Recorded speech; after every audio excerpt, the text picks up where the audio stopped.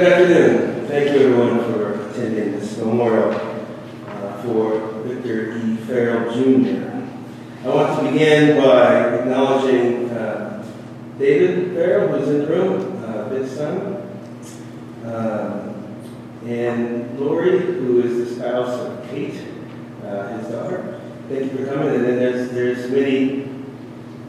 Oh, and there's Chris. There he is. Thank you, Chris, for coming to as well. So thank you to the sons and daughters of Vic Ferrall in attendance, and we have grandchildren in our midst as well. So thank you for coming.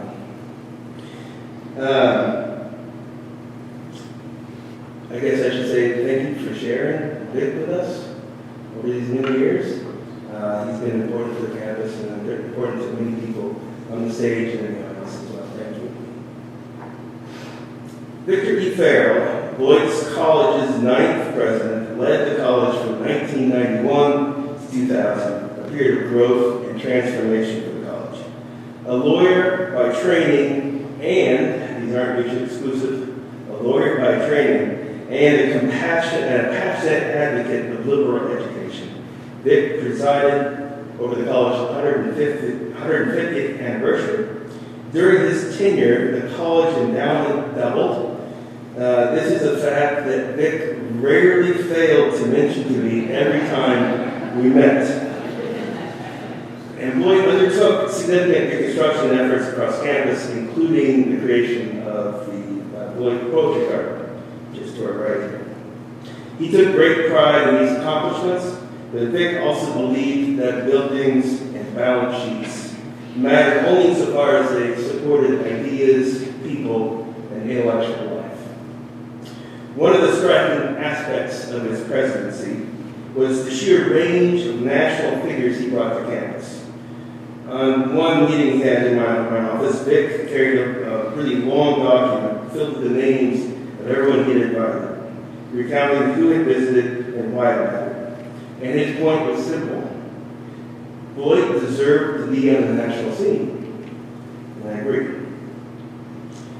With an artistic and philanthropic spirit, Vic established the Ferrall Endowed Artist in Residence program in 1998, which continues to bring distinguished visual and performing artists to the campus.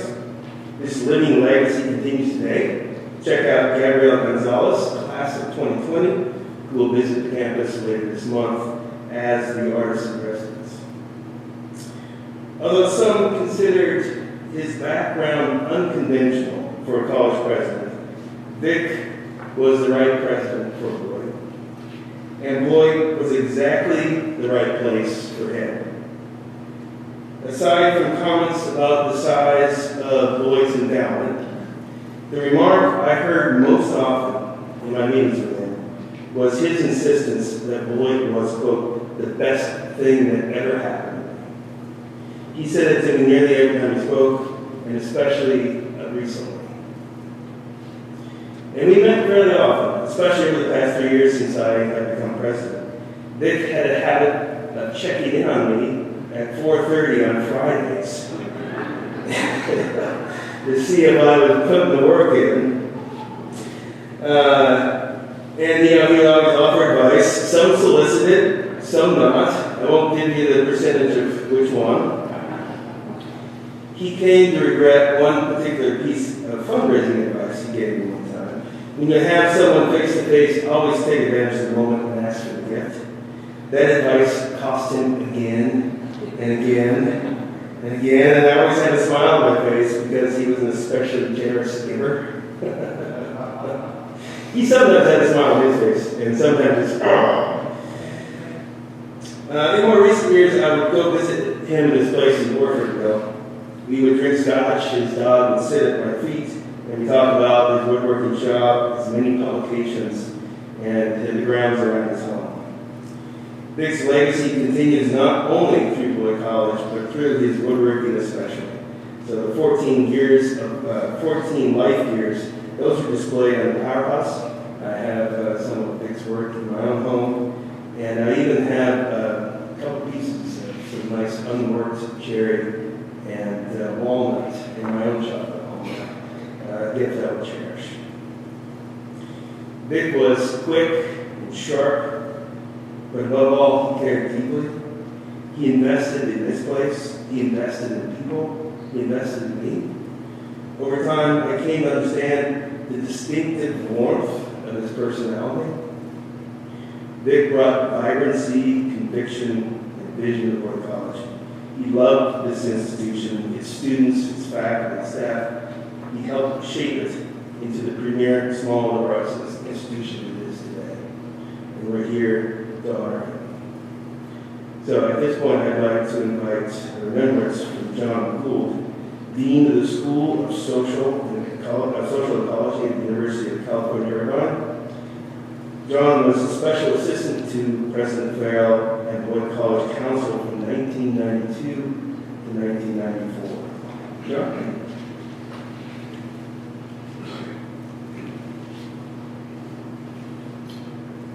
Vic was born on the same day as my father and in the same year as my mother. In many ways, he was a third parent to me, but thankfully without the ridiculously high standards of someone as accomplished as he. I first met him when I interviewed for the job to be a special assistant. Right across the street, I don't remember much about it at all, except for the fact that he invited me out to watch a Washington NFL football game with him. I have no memory of what we talked about. All I know is the Washington team won, and I got the job. Working for Vic was like being in a whirlwind. He had such a sharp mind, and he kept two assistants constantly busy, transcribing the many thoughts he had as he dictated letters he sent, authored articles, and really willed the college to engage with the world outside of Beloit. I know it's sometimes said that he was recruited because he had the golden Rolodex for fundraising. And it is true that Vic succeeded, as we just heard, in doubling the college's endowment, but his true golden touch was in the people he brought to the college. Journalists, politicians, artists, poets, performers. We sometimes overuse the term Renaissance man, I think, and yet it aptly described Vic. He was a world-class attorney, and at the same time he wrote poetry and championed the liberal arts. He charted the college back to a golden age while simultaneously creating exquisite woodwork in his personal carpentry shop. According to Vic, his grandfather was a member of the KKK, and yet Beloit College had no greater champion in diversifying the faculty than Vic. To have spent time with Vic was to have been the audience for many a joke and tale. I will say not all of them hit, but the fun for Vic was in the telling. He was aware that he could be a little much at times for particular audiences, but he pressed on. For example, in his 2005 autobiography, he described his interview with the Beloit College Board of Trustees to become president. In Vic's telling, he was being pressed by Bill Kiefer, then chair of the board, about how a big city corporate lawyer was going to adjust to life in Beloit, Wisconsin. How, Kiefer asked, is someone like you going to deal with the business leaders of Beloit? The tone of Kiefer's question was barbed. Why do you ask? Vic asked. Do you think I'm too fancy for the business leaders of Beloit? Kiefer glared at him. Vic pressed on. Let me tell you something, Mr. Kiefer. In my business, we have a word to describe the kind of people who are Beloit business people. We call them clients, and we try damn hard to get along with them. Needless to say, Vic got the job, and we all benefited. But Vic was not the only person who skated the edge with his mouth. During my time at Beloit, Vic took the college through a strategic planning exercise, and I was designated to coordinate the process. As part of this project, each of the vice presidents was asked to draft a white paper on their operations. As we neared the end of the process, all but two of the vice presidents had completed their reports, and so at the Monday morning meeting that we typically have with senior leadership, I reported back on the two missing documents. Now, I did not name names of who had got their work in, but I said I was confident that the final two reports would be completed soon. Well, this was not enough for the then dean of the college, a somewhat pretentious man, who broke in to say that it was outrageous to expect him to write such a report, and that in any event, the deadline was completely unreasonable. Now, you have to remember, back then, I was nearly 30 years old, and I had just left a law career and was trying to work this job while simultaneously bringing a PhD down at the University of Chicago. I didn't suffer fools, well, and so without thinking, I blurted out, the FU defense. Although I was quite clear in what the F word was when I said that. And it was one of those rare moments in life in which you can almost see your words in a dialogue bubble like from a comic strip, floating up and away into the air along with your job. But just then, I began to hear some murmuring behind me, and I turned around in time to see Vic breaking into a full belly laugh. He laughed so hard he fell back into his chair. He had to take off his glasses because he had tears in his eyes. Only later on did I learn that he thought less of that dean than even I did, and I was saying what he couldn't say himself out loud. God bless him. Like all of us, Vic had his foibles. I could never tolerate that ever-present pipe. He wasn't terribly emotive. And the last several years of his life saw him make some decisions that unfortunately left him isolated. But even then, he would sometimes call me. Just as often if he left a message, when I called him back, he couldn't quite recall why he had phoned. A few times he got my current location and job mixed up. But I was always comforted and honored to know that a part of him thought that if he needed something, call John. And he was absolutely right. Vic gave me an opportunity and stood by me as a loyal friend and supporter for more than 30 years.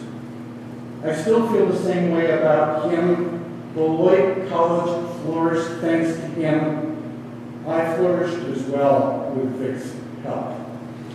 Now, I don't know that Vic believed in an afterlife, but if there is one, I picture Vic in one of his many bow ties, having just fixed himself a scotch and soda after a Washington football victory, and about to tell some complicated joke for at least which he appreciated punchline.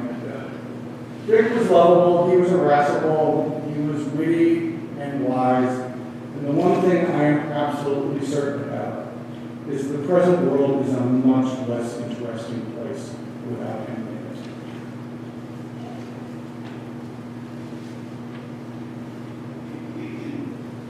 Thank you, John. Now we have a poem read by Kim Gottfredson.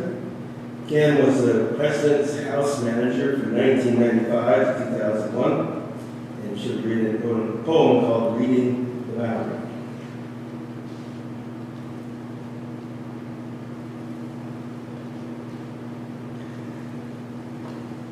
I just want to say I feel really honored to stand up here.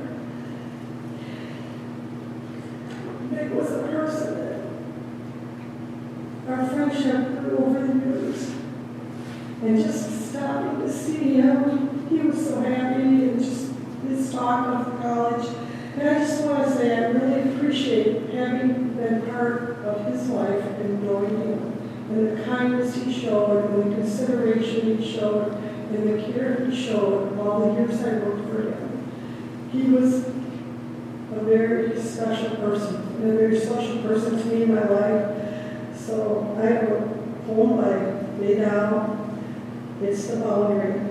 I want to go to the other bank. The river waters alter the sky's color and alters me.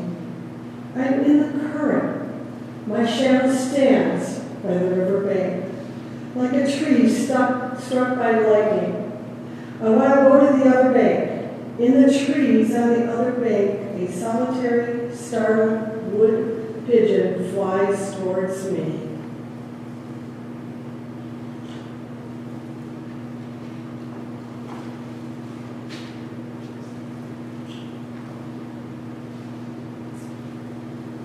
Okay, next we have a musical interlude, Orchid Blue. This is recorded by Ellis Marsalis and Jason Marsalis.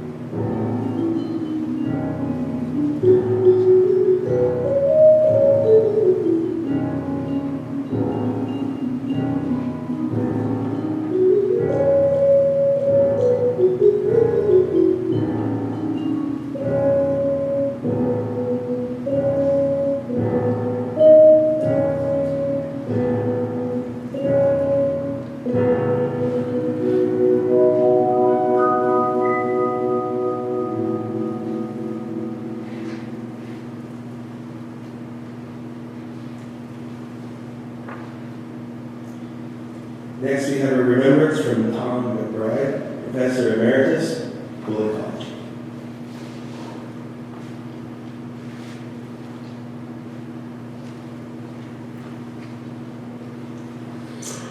I first met Vic in June of 1991 in his office, and he read me a poem by E. Cummings about Buffalo Bill that had a four-letter word in it.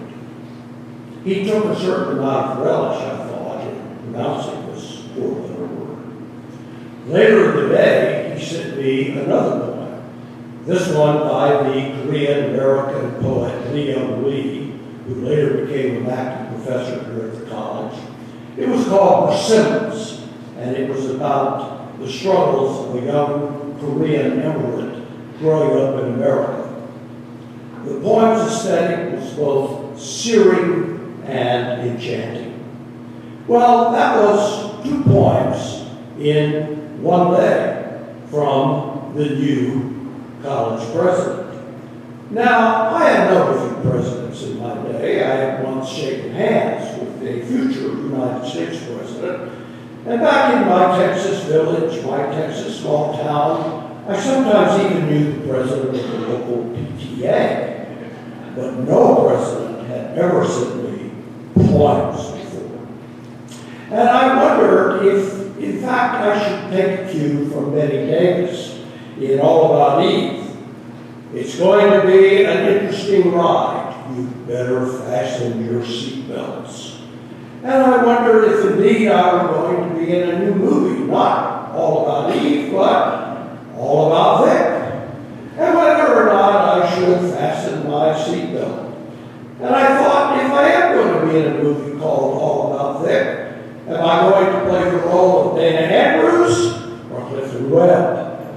I knew I wasn't going to be playing the role of Betty Davis.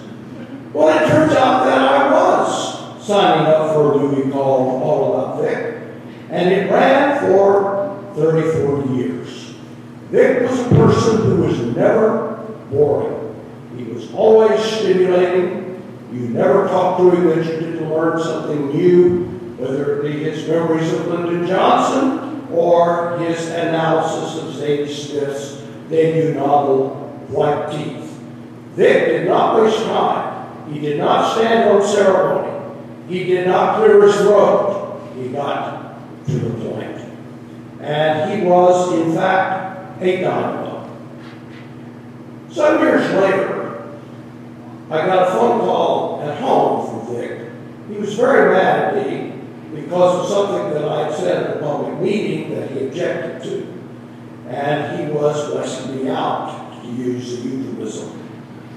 And I told Vic that I didn't mind him calling me at home, and I didn't mind him chewing me out, but would he please not call while I was watching Law and Order.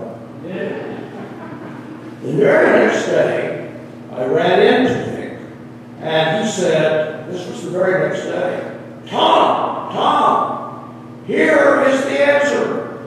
What is the question? The answer is Dr. Livingston, I presume. The question is, would you please state your first name, middle initial, and last name, Dr. Presume. This was the sort of thing that Vic reveled in. He loved the use of ordinary language in alternative universes. It was one of his more brilliant quirks. When Vic wasn't telling me rather sketchy stories about bringing Mrs. Roosevelt back from the dead, we would have long conversations about education. Vic always thought that there were 2 aspects of education that, while vital, were overrated. One was knowledge, and the other was reason.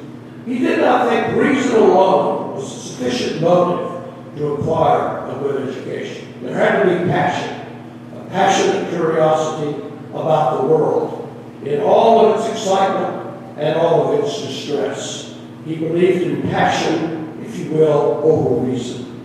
And the second principle that Vic came back to over and over again was that indeed knowledge alone was not enough unless it was in a constant dialogue with experience. Passion and experience, these were Vic's 2 great watchwords. And I must say, after 34 years of knowing him, that he not only talked that talk, but he walked that walk. Like all of us, he could not conquer the grim reaper of death, but more than most of us, he could conquer boredom and ennui.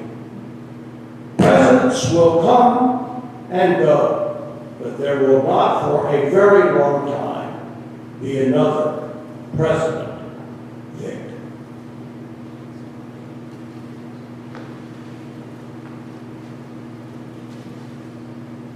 Welcome to Tom McBride is a ribbon prince by Ron Meek, Director of Public Affairs Emeritus, Beloit College.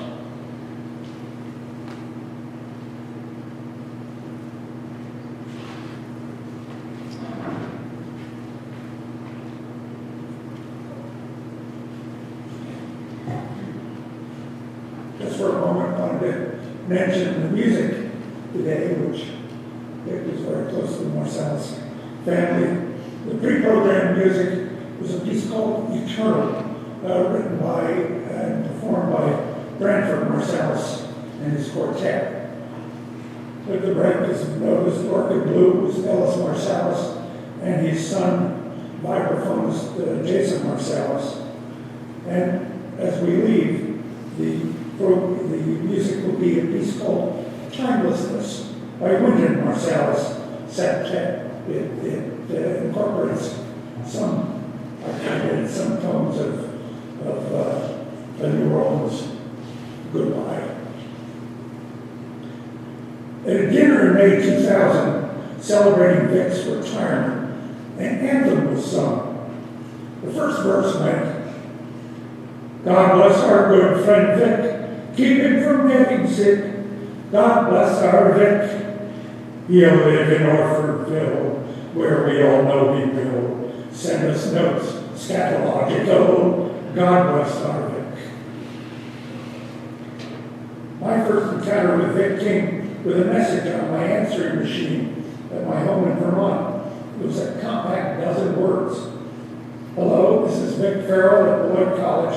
Why haven't you called me?" A visit and a few conversations with Vic convinced me that Beloit would provide an exciting and creative capstone to my 40 years in higher education, working with a leader who found great satisfaction in shock and surprise, and who truly was committed to unkeeping the secrets of Beloit. I love Vic for many reasons. The call to his office always meant a challenging new idea designed to gain broad attention for the college. He was fun to work with. Only he could draw the Yale debate team to face the Beloit debate team in a formal debate on campus on the topic, resolved, can Yale become the Beloit of the East? From my residence in the guest house just across the street, I regularly wandered over to the back door of Chapin House and seat at the kitchen counter, usually with a bottle of scotch. Vic would push my tolerance with a new set of colorful jokes and ideas. He was highly cultured, with an extensive library, particularly of poetry, and a collection of recordings across all categories. They regularly came into play in our kitchen counter conversations. Early on in his tenure, Vic got the rights to the book Iron City, a novel by a Beloit College professor applying socialist themes to a thinly disguised Beloit College city. At the time of its original publication in 1919, it created major controversy on and off campus and rankled the city's business leaders and civic leaders. Just the kind of thing Vic loved to do. So why not reprint 1,000 copies of the book and get everybody to read it again? It offered some inspiration to him that led to his later efforts to try to merge the city governments of Janesville and Beloit. His placement of the sculpture, a gazebo for the anarchist Emma Goldman by C.M. Armajani at a campus crossroads, was set there with the hope that those who would doze within its confines would continue to call into question conventional political ideologies and accepted notions of art and its function in a democratic society. When the KKK threatened a rally on the Rock County Courthouse steps in downtown Beloit, Vic threw a unity party for Beloit citizens in the Marvin Fieldhouse. It was an alternative. Newspaper headlines noted that, quote, rally for unity outdraws crowd for clown. By the time Vic was through with an army-jumping bench, it had become a grotto, and then transformed into the poetry garden, which next led to the transformation of the college historic district with buried power lines and the redecorating of college-owned houses into painted ladies. I called the Vic's office, always offered a fascinating new challenge, such as his decision to fight the National Football League. Their legal department ordered Beloit to cease and desist in our use of the name and likeness to the Tampa Bay Buccaneers, apparently concerned that fans would be confused between the two. In response, we challenged the lackluster Tampa Bay Buccaneers to play Beloit for the logo. A year later, when Tampa Bay overhauled its image, Vic declared victory and went home. His friendship with the Marsalis family led to visits and performances at both Patriarch Ellis Marsalis and saxophone virtuoso Branford Marsalis. And he was a supporter and contributor to the mindset list in its infancy, which led to 25 years of spreading the name of Beloit around the world. The much celebrated golden Rolodex existed. He knew everybody. But there are even better stories, however, of his picking up the phone in the middle of a conversation, calling information to get the home phone number, and immediately calling some economist, statesman, critic, poet, artist, and engaging them in whatever scheme he had in mind. Despite his loss, remembering our times together has raised my spirits, keeping as Vic did in every encounter.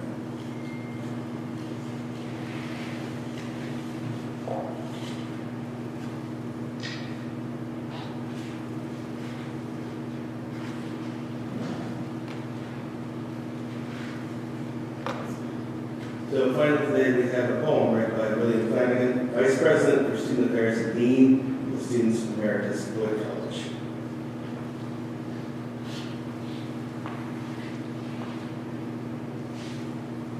I want to thank everybody for being here to celebrate the life of my dear friend, President Ferrall, who was my boss, but he was much more than a boss. He was a mentor. And his support of me personally, professionally, was a profound statement of one man believing in another. And I will forever be grateful. During the time that we were together, we had many opportunities. I had many opportunities to meet his pals. He referred to many of the people who came to campus as his pals. Those included Ursula Le Guin, the Marsalis family, Calvin Trillin, and perhaps my favorite of all of them was Billy Collins, the two-time U.S. Poet Laureate. And it is in Billy Collins' words that I hope to share with you my sense of Vic as being a decent, caring, down-to-earth, common man who lived a life of whimsy. And I think that Billy Collins really captures this, and I hope you will find this poem as touching as it was to me. So the poem is titled My Funeral by Billy Collins. After the eulogies and this and that, and a blessing, and whatever follows, as pedestrians outside walk along under the leaning steeple, on their way to this place or that, there will come a moment when everyone will have had quite enough.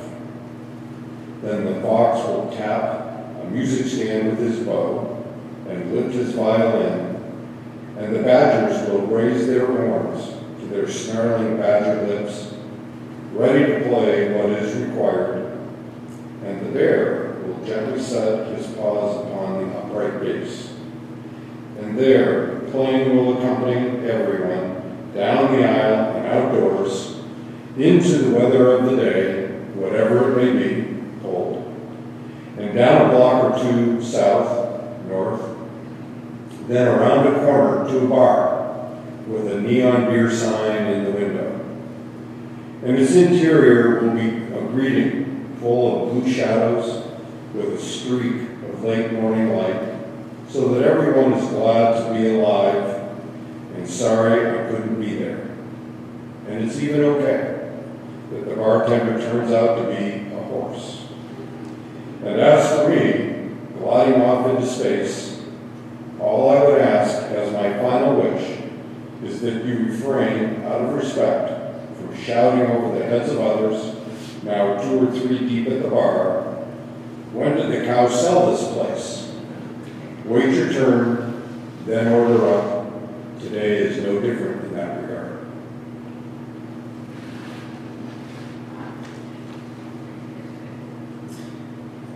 Thank you everyone for the remembrances of Vic Ferrall, and thank you all for attending. I would invite everyone to continue the conversation, continue the stories. I'm sure that the stories are legion and they're never ending. Next door, ground floor, the library in Impact Beloit, they have reception, and I encourage everyone to come there and continue the conversation. Thank you for coming today and celebrate